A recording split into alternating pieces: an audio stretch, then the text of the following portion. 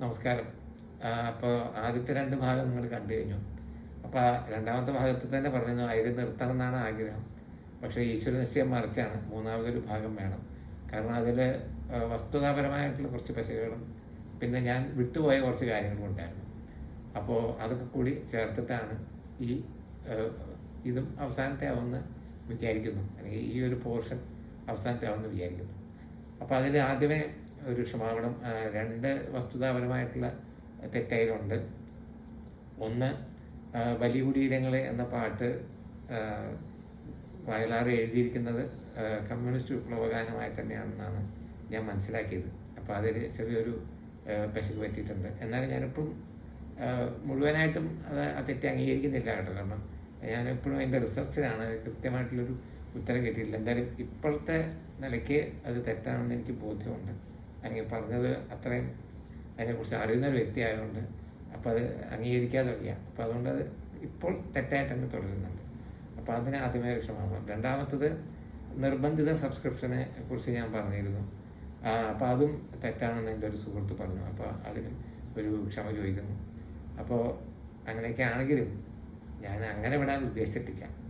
കാരണം നിർബന്ധിത സബ്സ്ക്രിപ്ഷനോ കാര്യങ്ങളൊന്നും ഇല്ലെങ്കിലും ദേശാഭിമാനി എന്ന് പറയുന്ന പത്രം ഈ സംസ്ഥാനത്തിലെ, അതായത് കേരളം എന്ന സംസ്ഥാനത്തിലെ 3ാമത് നിൽക്കുന്ന പത്രമാണ്. അതായത് മനോരമയും മാതൃഭൂമിയും കഴിഞ്ഞ 3ാം സ്ഥാനം കൈയാളുന്നത് ദേശാഭിമാനിയാണ്. അപ്പോൾ അവർക്ക് 2022 കണക്ക് പ്രകാരം 6,22,250 പേരൊക്കെ ഉണ്ടെന്നാണ് കണക്കുകൾ പറയുന്നത്. അപ്പോൾ സബ്സ്ക്രിപ്ഷൻ ചാർജ്, അതായത് 195 രൂപയാണ് ഒരു മാസത്തേക്ക് ഈടാക്കുന്നത്. ഇന്നത്തെ കാലത്ത് ആരും കടയിൽ പോയി പത്രം വാങ്ങുന്നുണ്ടെന്ന് ഞാൻ വിശ്വസിക്കുന്നില്ല. ഞാൻ അങ്ങനെ മേടിക്കുന്നെങ്കിൽ അവർ മേടിക്കുന്നത് 2 രൂപയ്ക്കും 3 രൂപയ്ക്കും ഇടയിലുള്ള സംഖ്യയാണ്. എന്നാലും വലിയ സംഖ്യ 195 ഒരു മാസത്തേക്ക്. അതിനെ 30 കൊണ്ട് ഡിവൈഡ് ചെയ്യുമ്പോൾ 6 രൂപ 50 പൈസയാണ് വരുന്നത്. അപ്പോൾ ആ നിലയ്ക്ക് നോക്കിക്കഴിഞ്ഞാൽ ഒരു മാസം പാർട്ടിക്ക് വരുന്ന വരുമാനം എന്ന് പറയുന്നത് 44 കോടി രൂപയാണ്. ഒരു വർഷത്തേക്ക് ആകെ മൊത്തം ടോട്ടൽ വരുന്നത് 1000 കോടി 476 ചില്ലുവാനും, പിന്നെ അത് കഴിഞ്ഞൊരു 349 810 ഇത് ഈ സംഖ്യയാണ് വരുന്നത്. എങ്ങനെ കോടിയിലേക്ക് പറഞ്ഞെന്ന് എനിക്കറിയില്ല. പണ്ടേ ഞാൻ കണക്കിൽ വീക്കാണ്, അതുകൊണ്ടാണ്. അപ്പോൾ ഇത്രയാണ് അവരുടെ വാർഷിക വരുമാനം എന്ന് പറയുന്നത്. ഇനി പോട്ടെ, ഇവർ തൊഴിലാളി സഖാക്കളാണ്. തൊഴിലാളികൾക്ക് ഏറ്റവും കൂടുതൽ വേതനം അവിടെ 110 ജോലിക്കാർ ജോലി ചെയ്യുന്നു എന്നാണ് ഈ പറയുന്ന പോലെ 2023 ഔദ്യോഗിക കണക്ക്. ആ 110 തൊഴിലാളികൾക്കും 1 ലക്ഷം രൂപ വെച്ച് കൊടുത്താൽ ഒരു മാസം 1 കോടി 10 ലക്ഷം 12 ലക്ഷത്തെയാണ് വരുന്നത്. ഇനി അത് ഇൻറ്റു 12 മാസം വയ്ക്കാം. അപ്പോഴും 13 കോടി 20 ലക്ഷം രൂപ മാത്രമേ എന്ത് വരുന്നുള്ളൂ, ഇവർക്ക് ചിലവായിട്ട് വരുന്നുള്ളൂ.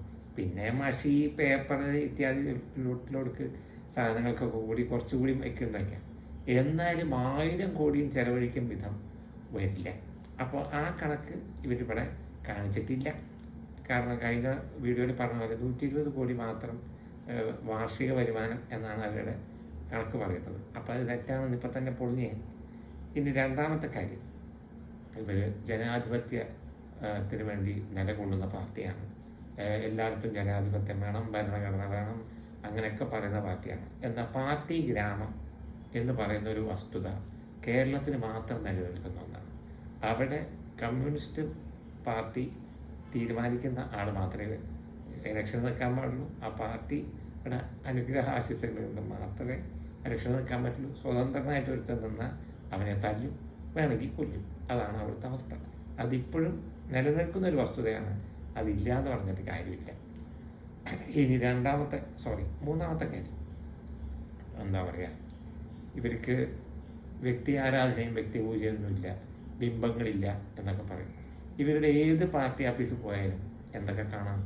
ലെനിൻ്റെ ചിത്രം കാണാം, കാൾ മാർക്സിൻ്റെ ചിത്രം കാണാം, ഈ പറയുന്ന ചെഗുവേരയുടെ ചിത്രം കാണാം, സ്റ്റാലിൻ്റെ ചിത്രം കാണാം. ഇനിയിപ്പോൾ റഷ്യ അവർ നിരാകരിച്ച സ്ഥിതിക്ക് ഇവരുടെ ചിത്രമൊക്കെ മാറ്റിയിട്ടുണ്ടോ എന്ന് എനിക്കറിയില്ല. ഞാൻ ആകെ പാർട്ടി ഓഫീസിൽ ഒരു പ്രാവശ്യം പോയിട്ടു. അപ്പോൾ ഇവരുടെയൊക്കെ ഫോട്ടോ കണ്ടിട്ടുണ്ട്. അപ്പോൾ വ്യക്തി ആരാധന ഇല്ല എന്ന് പറയുന്ന ഇവരുടെ ഘോഷത്തരമാണെന്ന് ഇപ്പം തന്നെ തെളിഞ്ഞു. ഇനി അടുത്തത് ഉള്ളത് ഇവർക്ക് എന്താ പറയുക, ആചാരങ്ങളും അനുഷ്ഠാനങ്ങളും ഒന്നുമില്ല. വളരെ ലളിതമായിട്ടുള്ള രീതികളിലാണ് ഇവർ വിവാഹം നടത്തുക എന്നൊക്കെയാണ് പറയുന്നത്. പക്ഷെ ആ വിവാഹത്തിനും എന്തുണ്ട്, ഒരു ആചാരമുണ്ട്. അതാണ് നമ്മുടെ ശ്രീനിവാസൻ സന്ദേശം സിനിമയിൽ പറയുന്നത്.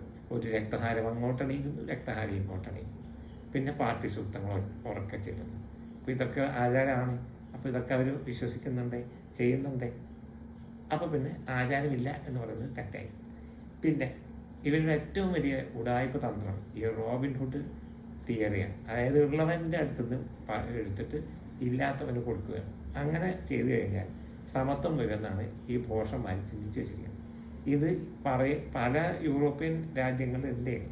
പക്ഷെ അവിടെ വരുന്ന ഒരു വ്യത്യാസം എന്ന് പറഞ്ഞാൽ നമുക്ക് ചോദ്യം ചെയ്യാം. നമ്മളിപ്പോൾ ടാക്സ് കൊടുക്കുന്ന കാശ് കൃത്യമായിട്ട് തന്നെയാണോ വിനിയോഗിക്കുന്നതെന്ന് പുറത്തുനിന്ന് ഒരു ഏജൻസിയെ കൊണ്ട് നമുക്ക് അന്വേഷിപ്പിക്കാനുള്ള സ്വാതന്ത്ര്യം അവർ കൊടുക്കുന്നുണ്ട്. പക്ഷേ അവിടെയും ഈ പറയുന്ന സ്കാൻഡിനേവിയൻ രാജ്യങ്ങളിലും ഇതുകൊണ്ട് വരുന്ന, അല്ലെങ്കിൽ ഇത്തരം ടാക്സേഷൻ കൊണ്ട് ഭീമമായ ടാക്സേഷനാണ് ഉദ്ദേശിക്കുന്നത് കേട്ടോ. അവിടെ സാധാരണ ഇവിടത്തെക്കാട്ടും ഇരട്ടിയാണ് അവിടുത്തെ ടാക്സ്. അപ്പോൾ ആ ടാക്സേഷൻ കൊണ്ട് ബിസിനസ്, മറ്റ് ഓൺട്രപ്രണർഷിപ്പ്, സ്റ്റാർട്ടപ്സ്, ഇതിനൊക്കെ പ്രശ്നം ഉണ്ടാകുന്നുണ്ട്. അപ്പോൾ ഏറ്റവും നല്ലത് ഏറെക്കുറെ നമ്മുടെ ഇപ്പോൾ പോകുന്ന ഒരു ഇക്കണോമിക് കണ്ടീഷൻ വെച്ചിട്ട് ടാക്സ്, പ്രത്യേകിച്ച് ഇൻകം ടാക്സ് എന്ന് പറയുന്ന സാധനം ഇല്ലാതാക്കുക എന്നുള്ളതാണ്. അപ്പോൾ ഇൻകം ടാക്സ് ഇല്ലാതാക്കി കഴിഞ്ഞാൽ കിട്ടുന്ന ഒരു ബെനിഫിറ്റ് എന്ന് പറയുന്നത് നമുക്ക് കാശ് ചെലവഴിക്കാൻ നമ്മുടെ അടുത്ത് കാശുണ്ടാവും, ബാങ്ക് ബാലൻസ് കൂടും. അപ്പോൾ നമ്മൾ സാധനങ്ങൾ മേടിക്കുമ്പോൾ ആ ടാക്സ് ഗവൺമെൻറ്റിന് കിട്ടും. അപ്പോൾ ആകെ മൊത്തം ഇക്കോണമിക്ക് കൃത്യമായിട്ടൊരു ബൂം ഉണ്ടാകും. അതാണ് ഒരു ലളിതമായിട്ടുള്ള ഒരു ഇക്കണോമിക് അല്ലെങ്കിൽ ഇക്കണോമിക്സ് വിദ്യാർത്ഥി എന്ന നിലയിൽ എനിക്ക് തോന്നിയിട്ടുള്ളത്. അപ്പോൾ ഇത്രയുമാണ് ഈ പറയുന്ന പോലെ പാർട്ടിക്കാർ ചെയ്യുന്ന ഭോഷത്തരങ്ങൾ. അപ്പോൾ ഇനി വല്ല ഇതും എൻ്റെ മനസ്സിൽ തോന്നിയാൽ ഞാൻ പാർട്ട് 4 വരും. ഇല്ലെങ്കിൽ ഇതോടുകൂടി നിർത്താം എന്നാണ് എൻ്റെ വിശ്വാസം. ലോകാ സമസ്ത സുഖിനോ ഭവന്തു.